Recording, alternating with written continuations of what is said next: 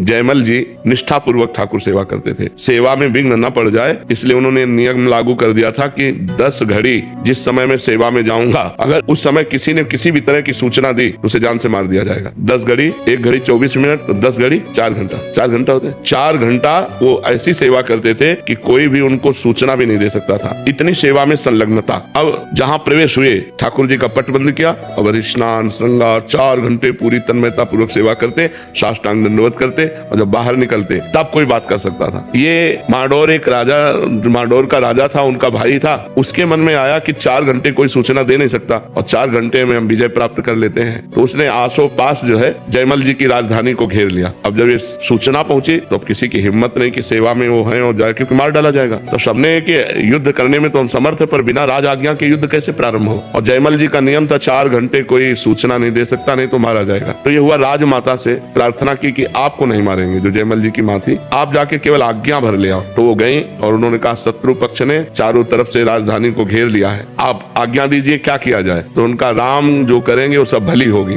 पीछे मुड़कर नहीं देखा, सेवा नहीं रोकी और कहा जो राम करेंगे वो भली ही होगी, भगवान जो करेंगे वो भली ही होगी, जाओ। वो वापस चली गई, आज्ञा तो हुई नहीं। तो भगवान ने जब देखा कि मेरे आश्रित इतना मेरी सेवा में संलग्नता, तो स्वयं भगवान राजपूत सिपाही का वेश धर करके जयमल जी के घोड़े पर चढ़े और जाकर के युद्ध किया, सबको मूर्छित कर दिया, घायल कर दिया, मारा एक को भी नहीं, सब मूर्छित हो गए बाणों की वर्षा से सब। अब जयमल जी जब 4 घंटा अपनी सेवा करके निकले तब उन्होंने कहा हमारा घोड़ा लाओ, मैं अभी शत्रु पक्ष को उत्तर देता हूँ। तो घोड़ा हाँफ रहा था और पसीना से लथपथ था। तो उनका ऐसा लग रहा है ये तो बहुत युद्ध करके आ रहा है, ये घोड़ा हाँफ क्यों रहा है हमारा। किसी ने कहा इसका तो कोई पता नहीं, पसीना पसीना घोड़ा। और दूसरा घोड़ा, राज घोड़े तो बहुत होते हैं, दूसरा घोड़ा मंगाया और जब वहां गए तो सब मूर्छित पड़े। तो जो शत्रु पक्ष का राजा था उसको चेतना दिलाई, जो ही चेतना दिलाई सो जयमल जी के हाथ जोड़ के कहा मुझे एक बार उस सैनिक के दर्शन करा दो, जो आपका एक सिपाही आया इतना बलवान कि सबको मूर्छित कर गया, मारा किसी को नहीं, और हमको तो बाणों से भी घायल किया और अपने नेत्रों से भी घायल किया।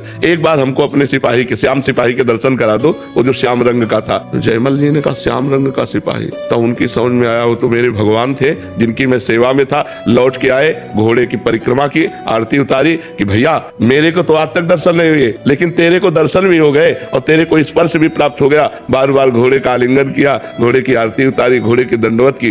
तो जब हम भगवान की सेवा में इस तरह तन्मय होते हैं कि हमें कुछ भी हो जाए हम सेवा से नहीं निकल सकते, तब हमें प्रीति हो जाती है और फिर भगवान बाहर ले लेते हैं। अब ये मान लो अगर निष्ठा ना होती तो सूचना मिलती है कि शत्रु पक्ष ने घेर लिया है, तो सेवा छोड़कर युद्ध के लिए, तो फिर यह घटना थोड़ी घटती।